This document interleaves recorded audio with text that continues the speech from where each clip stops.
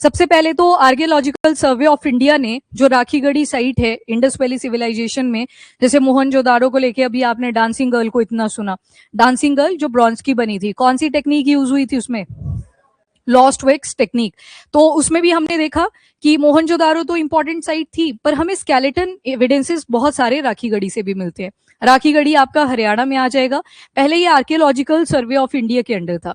Archaeology में क्या करते हैं हम, तो जितने भी हमारे पास पिछले एविडेंसेस मिलते हैं, फॉर एग्जाम्पल ये राखीगढ़ी का एरिया है मान लेते हैं, यहाँ पे क्या हुआ कि लोग अपना काम धाम कर रहे थे, काम करते करते उनको कुछ ऐसा लगा जो अनप्रिडिक्टेबल था, जो उन्होंने सोचा नहीं था कि ऐसी चीजें भी यहाँ पे हो सकती हैं। जब देखते गए तो मटके भी दिखने लगे, मटके दिखे, साथ में कुछ स्केलेटन दिखने लगे, ढांचा जो होता है हड्डियों का।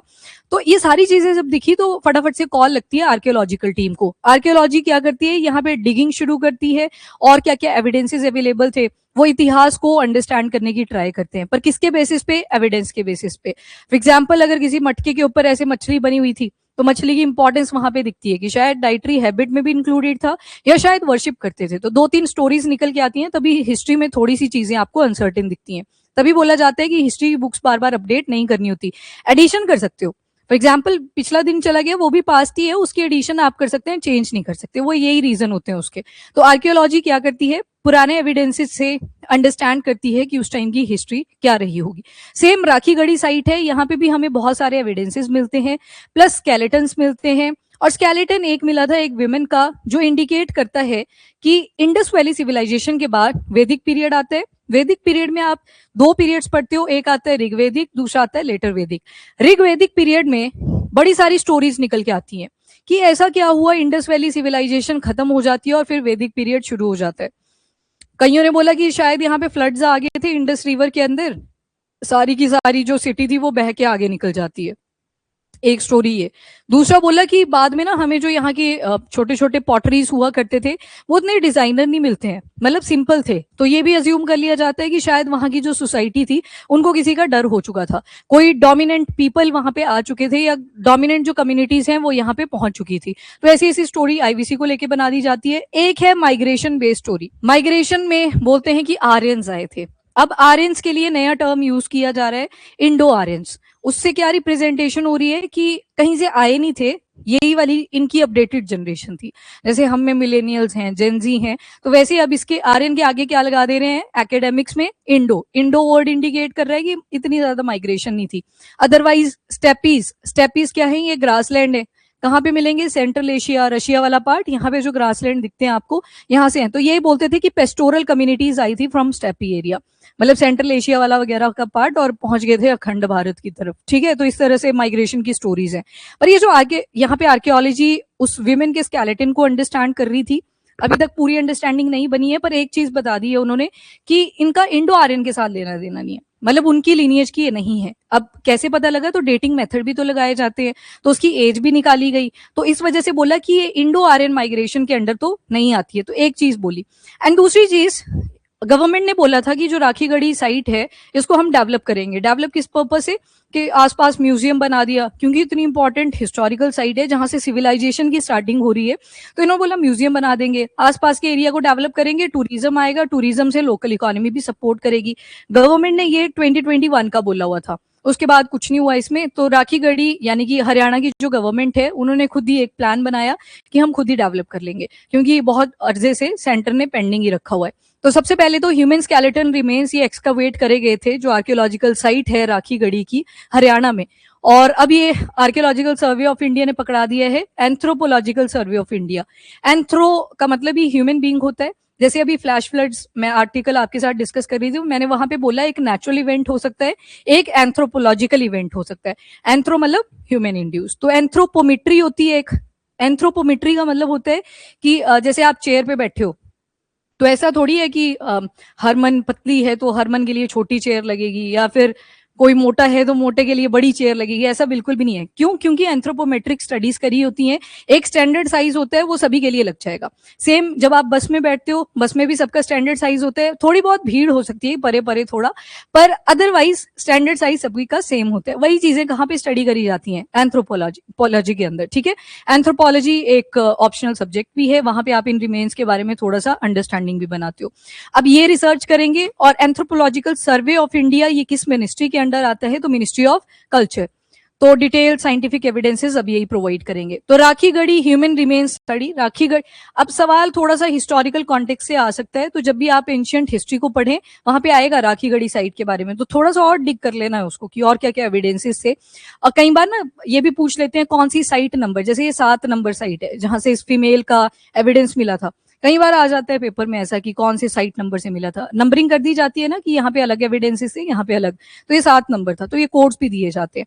Rakhigarhi Haryana largest Harappan civilisation settlement मानी गई है, लगभग 550 हेक्टेयर का एरिया, और ये early to mature Harappan phase को भी शो करता है। देखो हर एक जितनी भी सिविलाइजेशंस आई हैं, एक अर्ली फेज होता है, एक बीच वाला फेज होता है जहां पे वो पीक में चल रहे होते हैं, और एक आता है जहां पे वो डिक्लाइन भी करते हैं।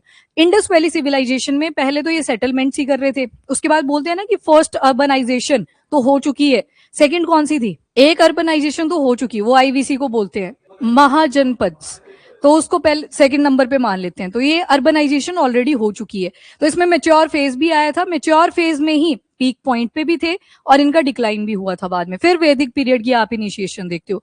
बाकी अभी स्टोरी नहीं भी कैच कर पा रहे हो, जिनकी नहीं हुई है एंशिएंट हिस्ट्री पढ़ोगे आप, यहीं से शुरुआत होती है। इससे पहले पत्थरकाल युग में घूमते हो, देन आईवीसी में जंप करते हो, आईवीसी के बाद वैदिक पीरियड में जाते हो। अब यहाँ पे प्लांट सेटलमेंट थी, ड्रेनेज सिस्टम आज भी नहीं हम बना पाए वैसा जैसे उस टाइम पे एग्जिस्ट कर रहा था। क्राफ्ट, ट्रेड एंड बरियल की प्रैक्टिसेस बहुत ज्यादा हुआ करती थी। माउंट 7 फाइंडिंग, ये माउंट 7 मतलब जो टीला था जहां पे इसके स्केलेटन रिमेल मिले फीमेल के, जिसको अब एंथ्रोपोलॉजिकल सर्वे ऑफ इंडिया के पास दिए, ये 7 नंबर माउंट है। अब बरियल साइट यहाँ पे और भी 56 स्केलेटन रिकवर हुए थे, और इस कितनी उम्र हो चुकी है इस फीमेल की? स्केलेटन की बात कर रहे हैं 4600 ईयर्स। आज के हिसाब से माइनस कर लोगे, 2500 बीसीई में जाना पड़ेगा, माइनस करोगे लगभग इतनी एज इसकी हो चुकी है। एंथ्रोपोलॉजी के पॉइंट ऑफ व्यू से भी इंपॉर्टेंट है, आर्कियोलॉजिकल स्टडीज के पॉइंट ऑफ व्यू से भी, जीनोमिक्स यानी कि उसका जेनेटिक मटेरियल स्टडी करा जाएगा। लिंग्विस्टिक रिसर्च लिख तो देते हैं ना, पर लिंग्विस्टिक रिसर्च में 2 एविडेंसेस होने चाहिए, एक तो आपका स्केलेटन रिमेन आ गया, और एक ऐसा एविडेंस उसकी साइड में पड़ा हो जो कुछ ना कुछ इंडिकेट करता हो कि किस टाइप की लैंग्वेज यूज करते होंगे। For example Indus valley civilisation की जो लिखी हुई चीजें थी ना, रिटन फॉर्म थे, वो डिसाइफर नहीं हुए कभी, मतलब लिखा तो था पर क्या लिखा था वो किसी को पता नहीं है। फिर तमिलनाडु में बोला तो था स्टालिन ने कि पैसा दूंगा जो इसको डिसाइफर कर देंगे, कईयों ने चैट जीपीटी यूज करना शुरू कर दिया। जब डिसाइफर ही नहीं है तो चैट जीपीटी क्या ही आंसर देगा उसका। बट लिंग्विस्टिक रिसर्च के लिए आसपास के एरियाज में कुछ ऐसे एविडेंसेस होने चाहिए जो हमें पैटर्न बता सकें कि उस टाइम पे कैसी लैंग्वेज रहेगी। एक स्केलेटन से अगर बोलें कि लैंग्वेज का पता लगेगा, वो पॉसिबल नहीं है।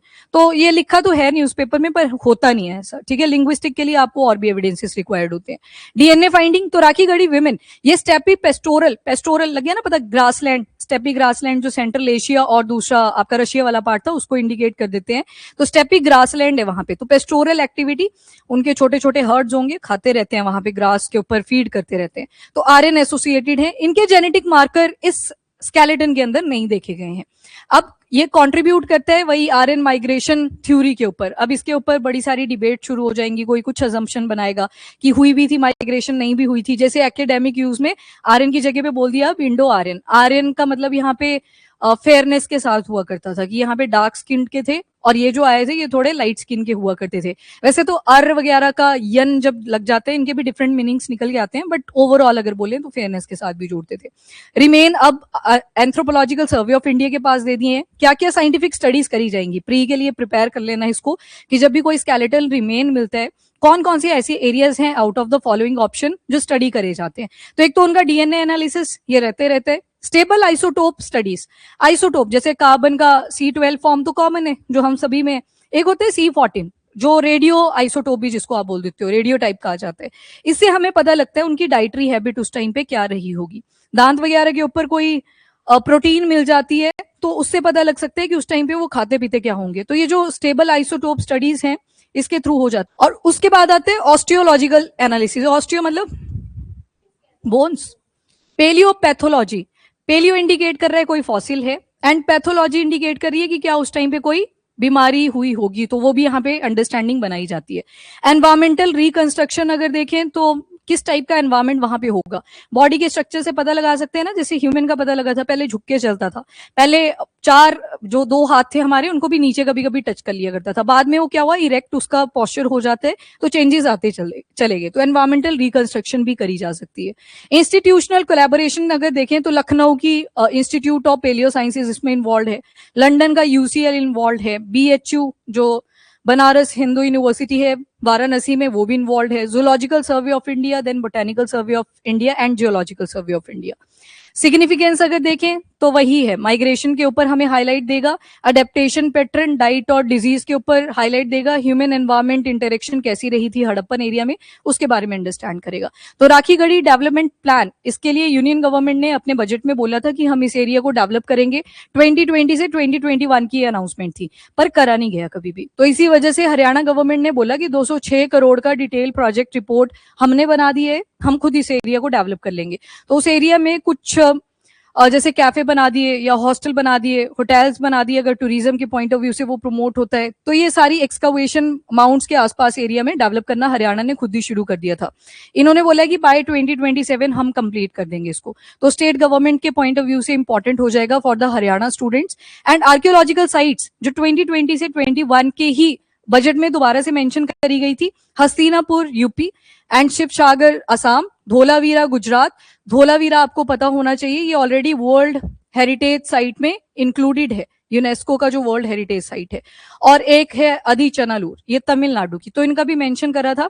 इनका भी काम अभी अंडर डेवलपमेंट में ही है, पूरा कंप्लीट नहीं हुआ है, म्यूजियम वगैरह बनाए जा रहे हैं, पर राखीगढ़ी का जो काम था ये सबसे पीछे रह गया था, तो इस वजह से बोला कि इसको तो हम डेवलप करके ही रहेंगे।